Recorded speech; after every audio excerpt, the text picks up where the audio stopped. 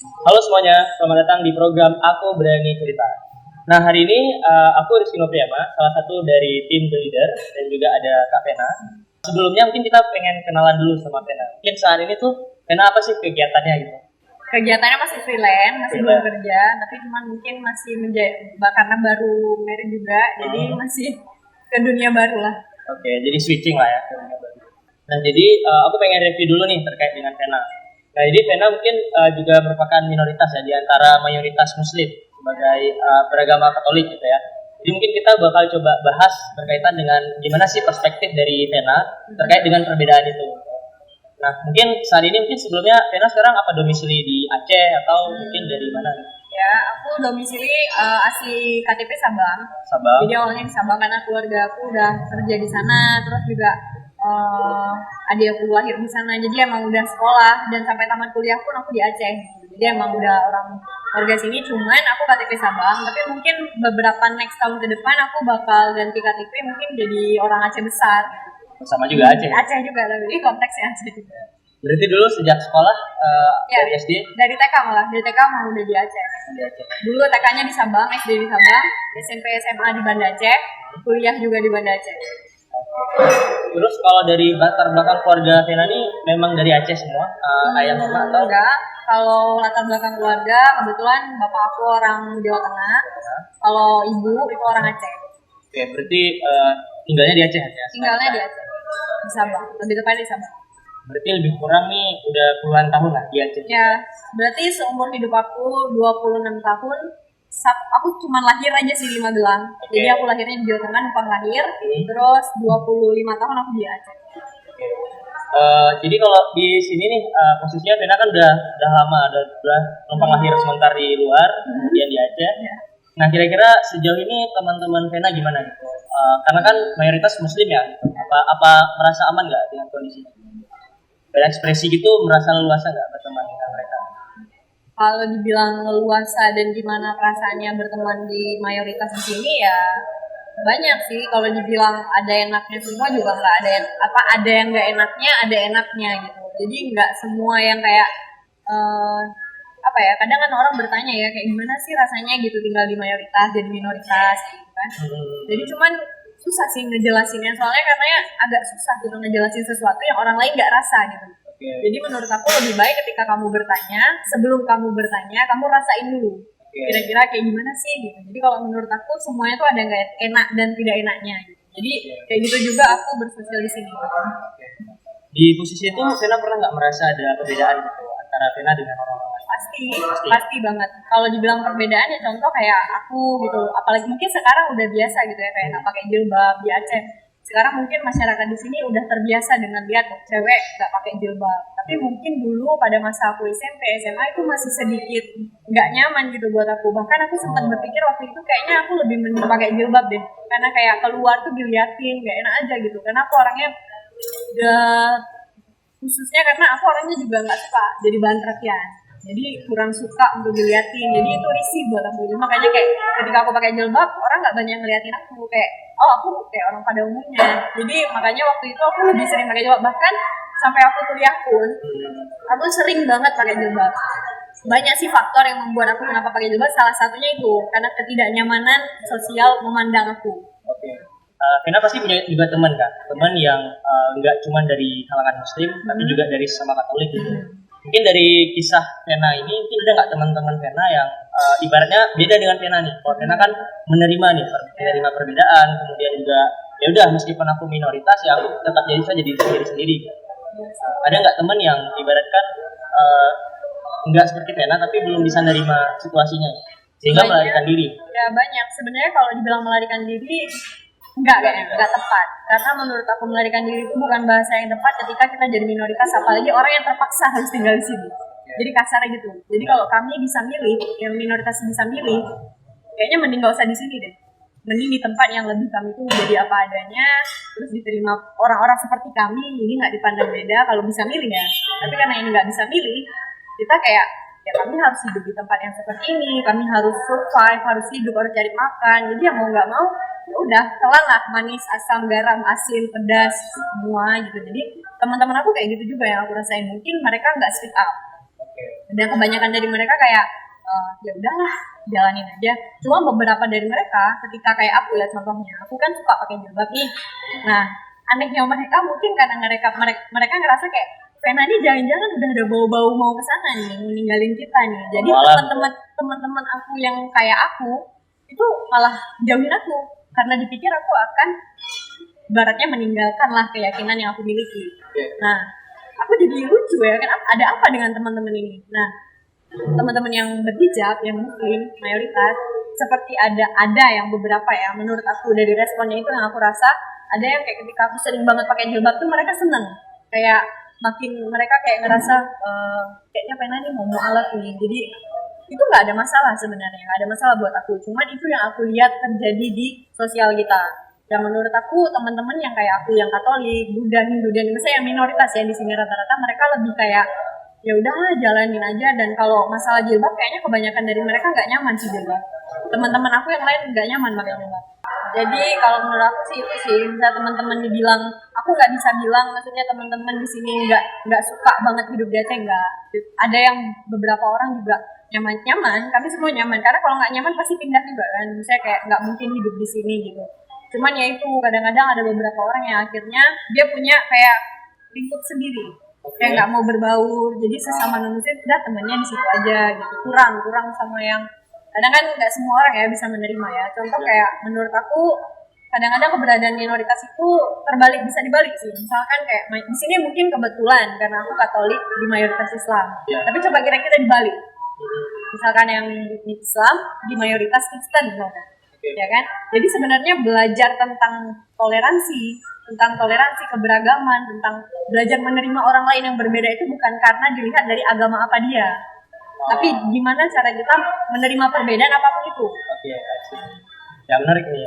Jadi mungkin poinnya teman-teman yang mungkin sangat menarik di sini adalah apapun backgroundnya ya, dalam artian kayak siapapun minoritas dan mayoritas ini sebenarnya nggak terjadi di sini aja ya. Dalam artian apakah itu dari segi agama, dari segi suku dan lain-lain, minoritas dan mayoritas itu pasti ada.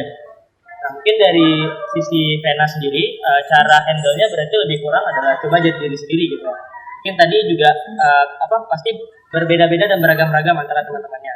Nah mungkin dari sudut pandang Vena nih, mungkin kita mau tahu juga kan dari teman-teman semuanya, gimana sih Vena akhirnya menerima perbedaan itu? Dalam artian kan tadi jadi diri sendiri. Nah ada nggak momen gitu atau kayak suatu cerita yang pada akhirnya aku harus kayaknya ya bodo amat sebenarnya dengan pandangan orang, aku bisa jadi diri sendiri kok. Ada nggak kisah atau suatu momen yang buat Vena berubah pikiran? Kalau dibilang satu momen ataupun satu tragedi, satu momen yang buat aku tiba-tiba jadi masa bodoh dan aku jadi diri aku sendiri itu nggak ada sih. Karena menurut aku proses aku berjalan dari aku kecil sampai aku hidup sekarang itu yang membuat aku punya pola pikir yang seperti ini. Jadi kadang-kadang orang cuma hidup 1 tahun, 2 tahun, kan orang beda-beda ya.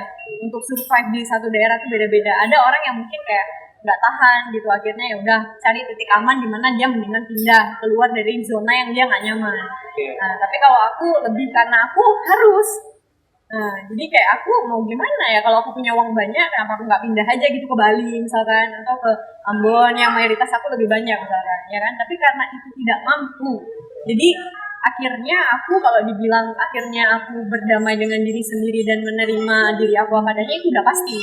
Tapi untuk menerima keadaan kenapa orang respon seperti ini gitu, itu sampai saat ini tuh masih ada yang nggak enak gitu sebenarnya. Nah makanya itu yang buat aku jadinya akhirnya ya udahlah, toh apapun yang kita lakuin mau itu baik bener juga pasti ada yang nggak suka. Jadi mendingan diam, yang penting nggak nyakitin orang, hidup sebaik-baiknya udah kelar gitu aja sih. Mungkin sedikit lah teman-teman ya. Jadi sebelumnya tuh aku sempat dengar juga nih bahwa mengenai ini tuh Vena pernah mengangkat satu film. Nah, jadi namanya film Minor. Ya, judulnya Minor. Judulnya Minor. Jadi mungkin hari ini kita coba sedikit mengulik ya gitu ya. Sebenarnya film Minor ini apa sih sebenarnya gitu? Dan sebenarnya Vena pengen sampaikan pesan apa melalui itu? Jadi film Minor ini tahun produksinya itu 2019 dan aku nggak produksi sendiri, itu aku berdua sama partner aku, Kak Nufus.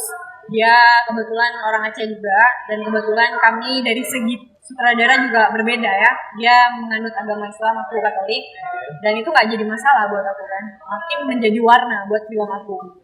Jadi Aku juga punya produser yaitu Yayasan Asia Dokumentari. Nah di sana aku produksi film minor. Film minor itu kurang lebih bercerita tentang kisah hidup aku sebenarnya. Jadi lebih ke individual.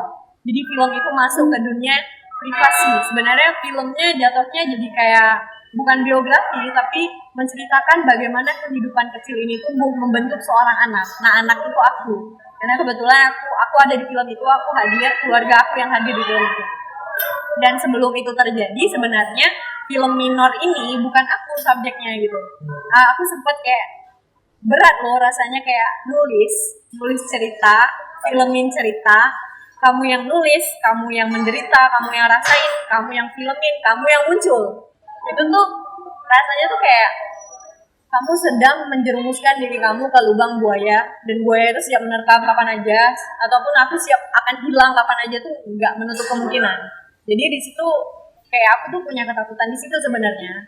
Cuman sempatlah cari subjek lain untuk mengangkat isu ini. Kenapa aku tetap kekeh pengen ngisuin suara ini? Karena menurut aku di Indonesia itu perlu. Karena Indonesia ini bukan negara yang menganut satu ajaran agama aja, bukan agama Kristen, bukan negara Kristen, bukan negara Islam, ya kan? Bineka Tunggal Ika.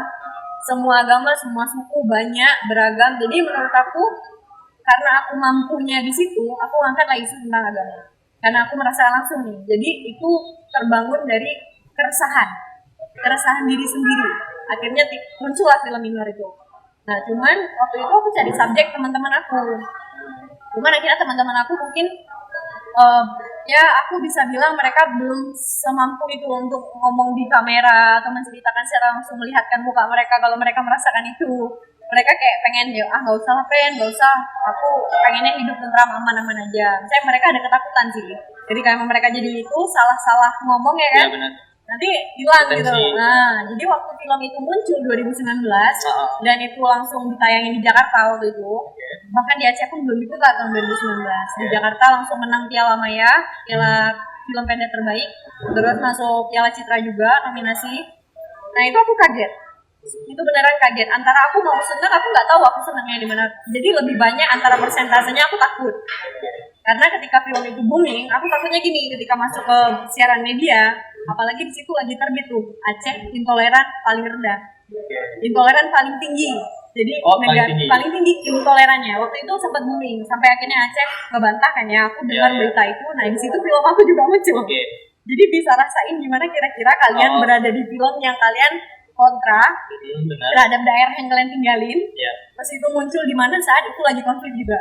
Berarti siapin tiket lah waktu itu ya? Ya, sampai ada teman dari Jakarta yang bilang, Vena kalau ada apa-apa di sana, kamu kabarin aku. Jadi kabur, istilahnya gitu. Sampai aku, ya mampus aku nih, dikarungin udah besok. Jadi kayak takut banget kan ya rasanya. Cuman akhirnya menurut aku mampu untuk ngomong ini. Belum tentu orang-orang yang ngerasain kayak aku bisa punya kesempatan dan mampu. Jadi aku kayak, yaudahlah, ini kapan lagi gitu. Emang udah aku rasain bertahun-tahun ya, harus aku bilang biar kalian tahu. Jadi mau enak gak enak, aku cuma bisa nyampein yang aku mampu, semampu aku. Karena film dokumenter yang di minor itu pun gak selengkap itu sih jelasinnya. Karena kan susah ya di masa lampau. Mungkin Mama juga mau tahu ya.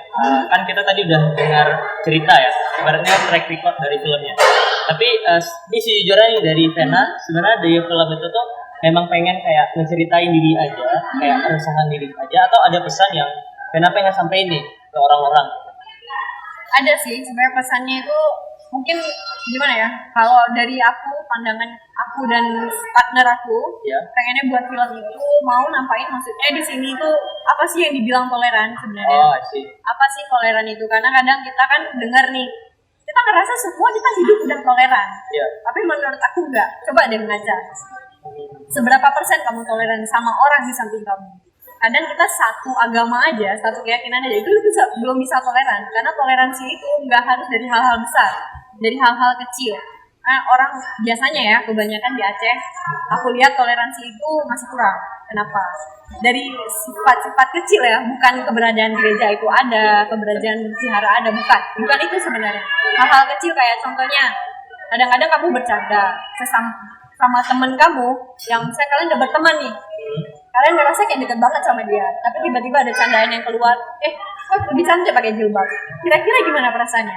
Atau kita balik aja nih, kalau aku nggak mau sama teman aku yang dia pakai jilbab, aku kayak lebih cantik nggak pakai jilbab ya. Itu kira-kira kalau dikeluarkan setiap saat dan itu bercandaan yang lumrah, kalau orang yang bisa nerima masa bodoh, it's okay. Tapi kalau orang yang menurut aku berbeda, setiap hari dia dengar itu, apalagi kadang-kadang itu datang dari orang-orang tua, gimana coba rasanya? Jadi menurut aku toleransi itu dari itu, hal-hal kecil yang kadang kita keluarin, kita lakukan, kita nggak sadar, tapi itu menyakiti orang lain. Jadi aku mau nyampein itu. Jadi film itu sebenarnya mau ngomongin gimana kamu bisa bertoleransi dengan orang yang berbeda sama kamu, dan bagaimana kira-kira jadi minoritas. Ya mungkin ini poin yang menarik ya teman-teman ya. Dalam artian ada kata batasan. Mungkin seringkali kayak kita sebagai teman kayak merasa bahwa udah sangat dekat gitu kan, beda agama gitu. Bahkan ada yang bilang, aku doain kamu ya, tapi nggak sampai kayaknya beda server dan lain-lain gitu kan. Nah itu kan mungkin terdengar lucu gitu ya untuk beberapa orang dan pertemanan, tapi itu tadi nggak semua orang bisa menerima perbedaan. Mungkin kadang-kadang belum ini sih, ada hal-hal yang mungkin bisa dibercandain, tapi coba kita lihat lagi, kita kira-kira kalau itu dibalikin ke kita sakit nggak? Kalau itu sakit di kita, berarti itu nggak layak kita omongin ke orang. Nah itu sih menurut aku, jadi ngaca ke diri sendiri. Jadi aku pengen sebenarnya orang nonton film minor itu bisa ngerasain ketika mereka, gimana sih rasanya kalau kamu jadi minoritas di suatu tempat, apakah kamu bisa survive apa gitu. Itu sih, jadi bukan tentang agamanya sebenarnya, tapi kebetulan karena aku Katolik dan aku merasakan hal itu dalam sudut pandang agama. Jadi makanya aku menyampaikan filmnya berdasarkan minoritas non muslim yang ada di Aceh. Itu sih.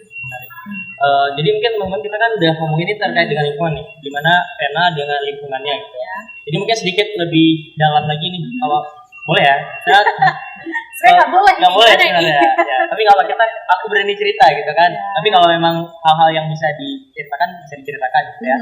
Nah kalau misalnya nih kan kalau tadi dari segi lingkungan tuh kita kayak bisa cross border lah ibaratnya, kayak bilang kayak ya udah ini batasannya dan lain-lain. Tapi kan kalau di sudut pandang minoritas tadi ada juga mungkin dari sudut pandang keluarga juga gitu. Ya, betul. Kayak misalnya di dalam keluarga berbeda agama juga gitu, atau kayak berbeda satu keyakinan tertentu. Nah kira-kira Vena pernah ngerasain nggak itu di keluarga Vena? Bukan pernah ngerasain lagi, emang ngerasain dari kecil. Iya dari kecil. Soalnya kalau dibilang misalnya konteksnya di sini aku berani bercerita, sebenarnya aku ya berani-berani aja karena cerita ya. Jangan kan cerita, film aja udah jadi, muka aku di mana-mana, dilihat orang ya kan. Cuman masalahnya kalau dibilang takut nggak ya takut, gila apa nggak takut, aku punya nyawa gitu. Kalau nyawa aku 9 ya aku nggak takut. Besok aku dibunuh hidup lagi ya kan. Jadi masalahnya aku punya nyawa 1 dan aku juga nggak tahu yang nyabut siapa nanti kan gitu. Jadi kayak kalau dibilang takut ya takut, tapi dibilang berani ya harus berani. Karena kadang-kadang kita punya kesempatan orang lain belum tentu. Jadi itu harus dimanfaatkan. Jadi kalau menurut aku dibilang aku gimana konteksnya di keluarga, itu bukan lagi jadi sesuatu yang aneh buat aku. Itu udah jadi makanan aku, bahkan ya dari keluarga aku sendiri juga. Aku punya abang udah mualaf. Dan background ibu aku asli orang darah Aceh. Jadi mungkin kalau orang dengar ya kayak orang Aceh, gimana? Nah, jadi kayak coba kira-kira kamu di posisi itu apa yang kamu rasain? Saya kamu pengen jujur nih, mama kamu orang Aceh, cuman gara-gara orang responnya nggak baik, gitu. Jadi kayaknya lebih baik aku nggak bilang deh mama aku orang Aceh gitu. Jadi lebih baik sampai ibu aku tuh bilang juga, ibu aku aja nih cerita sama aku kan. Dan di setiap momen aku nggak sengaja ngeliat ibu aku tuh kayak ditanya nih, Mbak orang mana gitu kan ya. Terus karena mama aku bahasa Acehnya tuh lancar banget.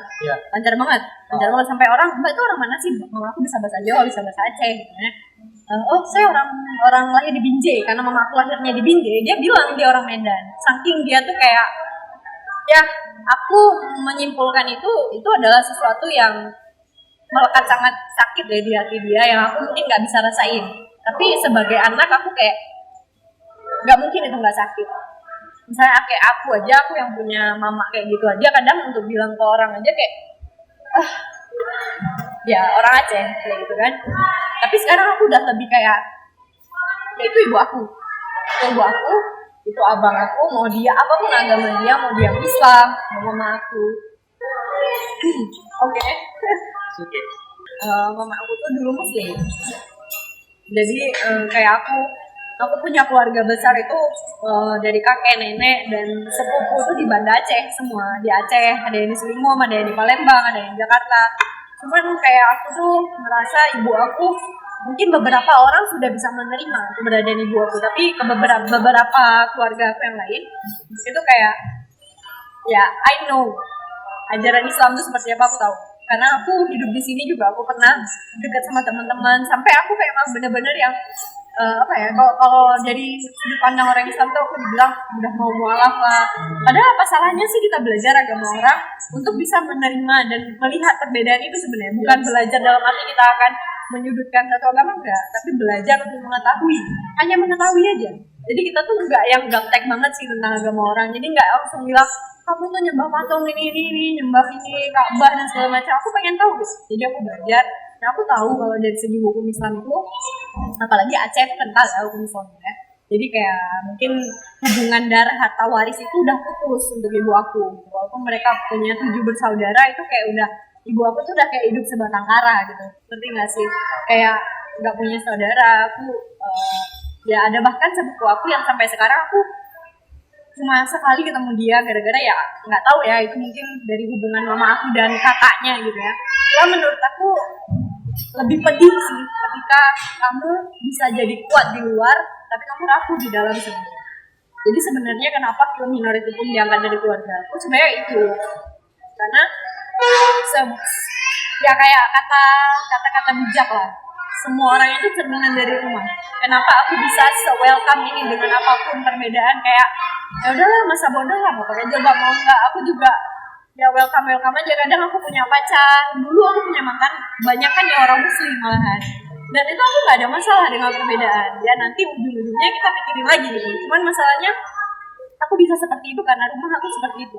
Aku punya abang juga udah mualaf dan aku tetap dekat, aku tetap anggap dia abang aku, walaupun mungkin abang aku ngerasa kayak pastilah dia punya ngerasa yang kayak bersalah sama orang tua ya. Namanya anak udah beda jalan sama orang tua itu kayak ngerasa ada salah. Cuman itu kan pilihan dia ya. Benar. Kayak aku pernah bilang sama abang aku, Mas Arga, mau apapun agamamu, kau tetap abangku.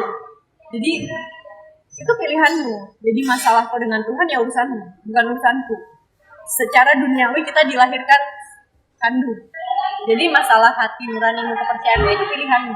Jadi bukan urusan. Menurut aku ya, seharusnya aku nggak minta sih kayak orang di Aceh ini harus menerima ketika anaknya pindah agama dari muslim keluar. Enggak harus. Terserah kalian mau kayak gimana, tapi kalian punya sisi manusia, itu aja.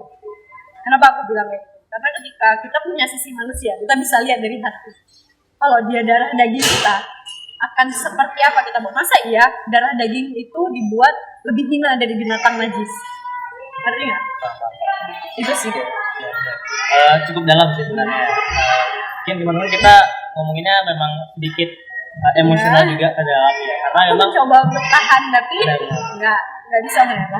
Tapi mungkin poin yang kita pengen sampaikan juga di sini kayak sebenarnya apa yang Vena alamin itu juga di luar sana banyak orang yang ngalamin juga gitu.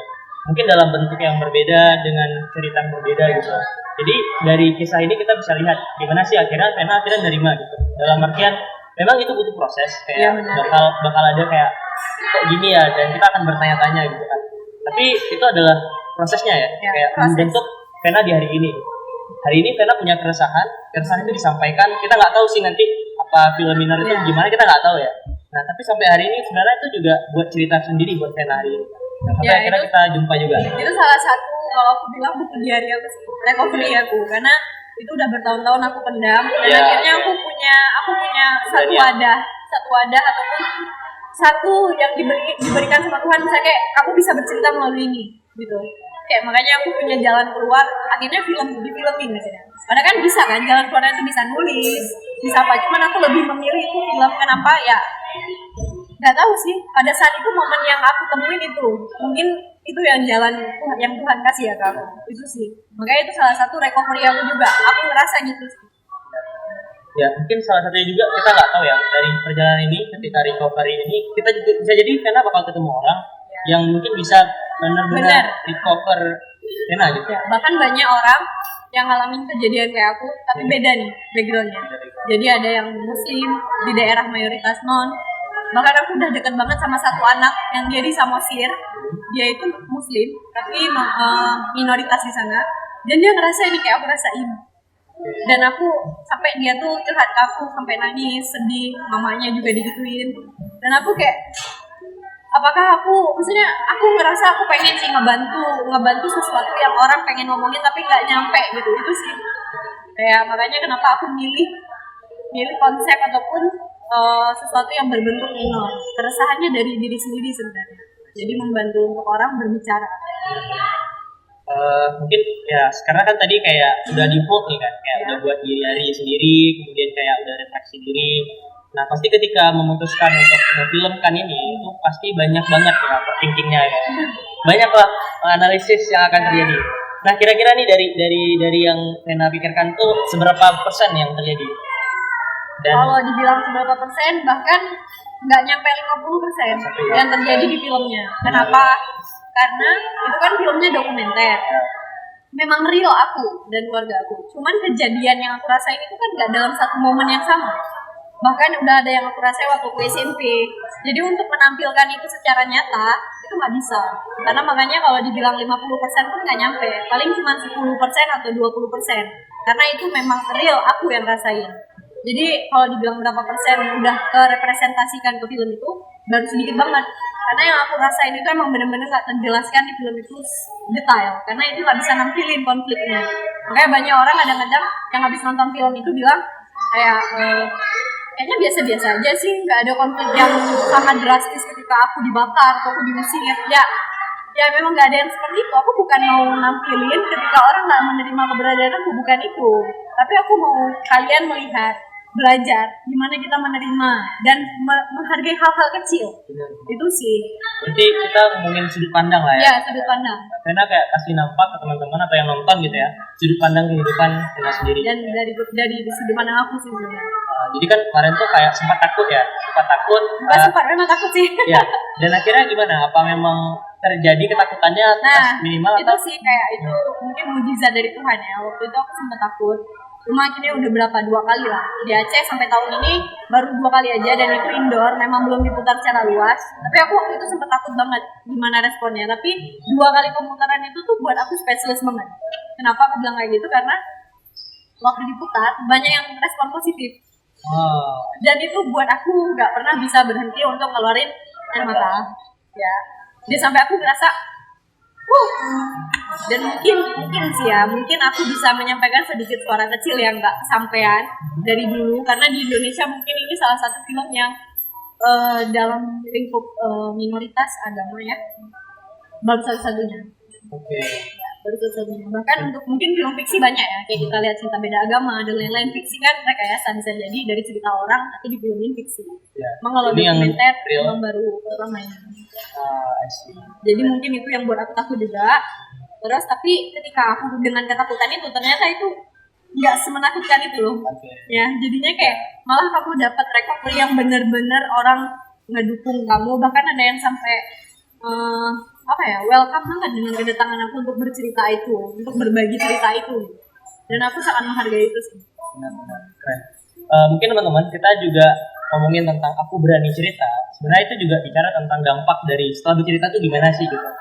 Jadi kayak mungkin kita bisa lihat nih perspektif Rena ketika bercerita, dia nge-reheal dirinya dan melihat banyak feedback positif ya. Mungkin kita nggak bisa mengeneralisir gitu. Setiap cerita orang yang berbeda-beda, kemudian aspek gimana orang bakal nangkapnya juga beda-beda. Tapi mungkin kita bisa bilang ya, lebih kurang ketika punya keresahan yang pengen disampaikan, tidak ada salah untuk cerita. Walaupun kadang kan minder ya, kayak gak penting banget kayaknya aku ngomong ini, tapi menurut aku itu penting. Karena kadang hal-hal kecil itu yang penting. Dan suara, mungkin menurut kamu, menurut kita, suara kita tuh gak penting buat kita. Suara kamu tuh gak penting buat kamu. Tapi yakinlah, suara kamu tuh ternyata penting buat orang lain. Kalau gue itu sih. Keren banget sih. Mungkin untuk kita ini ya, karena kita udah tadi ngomongin panjang terkait dengan lingkungan, kemudian keluarga, dan juga perspektif pribadi dari Rena. Mungkin sebelum kita mengakhiri podcast kita hari ini, ada mungkin satu hal yang Rena pengen bagikan lagi gitu, atau pengen sampaikan dari cerita kita tadi, atau ada hal yang belum tersampaikan? Ya, ada. udah tersampaikan semua sih, cuman nggak detail. Mungkin kalau aku nyampein semua itu panjang banget, nggak cukup waktunya. Cukup. Bahkan mungkin 1 hari juga nggak cukup, karena aku ngerasain ini 25 tahun. Iya. Ya. Jadi kayak terlalu singkat. Bahkan film itu aja nggak menjelaskan aku banget. Cuman mungkin yang aku pengen sampaikan di sini adalah toleransi itu bukan sesuatu hal yang besar sebenarnya. Jadi sesuatu toleransi itu dimulai dari diri kamu sendiri terhadap diri kamu sendiri, baru orang yang sebelah kamu dulu. Jadi lebih kayak hal-hal kecil sih, bukan tentang hal besar. Itulah toleransi menurut aku ya. Jadi ketika dimana dibilang ada toleransi, disitulah seseorang bisa melihat dirinya sebenarnya, bisa menerima dirinya sendiri. Itu dia udah toleransi buat dirinya dan orang di sebelahnya. Jadi nggak usah muluk-muluk bilang aku udah toleransi nih, aku jadi orang yang menerima semua agama. Enggak, tapi hal-hal kecil kayak gimana kamu bergaul dengan orang beda agama, beda suku, adakah canda-candaan kamu yang membuat dia sakit, hal-hal itu sih. Jadi menerima perbedaan itu sih sebenarnya. Berarti mungkin kuncinya juga berdamai dengan diri sendiri. Ya. Jadi kunci pertama toleransi keluar, kita toleransi dengan diri sendiri, baru kita bisa bertoleransi dengan orang lain. Mungkin juga aku rasa nih, pasti teman-teman yang nonton pada penasaran dengan film minornya nih. Nah kalau seandainya nih kita buat sesi filmnya, apa mungkin kan? Sesi filmnya itu gimana ya? Nonton bareng Nonton bareng. dengan The Leader mungkin? Boleh. Bisa ya? Oke. Nantikan aja tapi berarti ya. tolong ini ya, ada Apa? penjagaan. Ada penjagaan, oke. Ada bodyguard kita sewa. Oke. Boleh. Karena aku juga emang pengen sih, maksudnya banyak yang nonton lagi, karena setelah itu belum ada lagi dan beberapa banyak, cuman mungkin momen dan time-nya belum pas ya. Jadi kayak harus mungkin ya butuh proses untuk kita buat emang nonton bareng gitu. Oh, iya. Itu sih. Oh, aku welcome. Iya, oke. Itu bisa kita bicarakan lagi. Bisa. Berarti. Oke. Jadi kalau penasaran, mungkin nanti kita tunggu aja ya kabarnya dari kita gitu. Nah, mungkin kita ngomong udah setengah jam panjang gitu kan berkaitan dengan toleransi juga terutama ya, mungkin big portrait yang kita bahas hari ini. Mungkin semoga harapannya teman-teman yang nonton, baik itu teman-teman yang pernah ngerasa cerita yang hampir mirip atau mungkin mirip lah ya dengan cerita Vena, bisa melihat sudut pandang dari cerita kita hari ini. Karena tahu punya solusi dari ceritanya. Oke, mungkin itu aja. Terima kasih banyak buat yang nonton. Ya, sampai jumpa lagi. See you.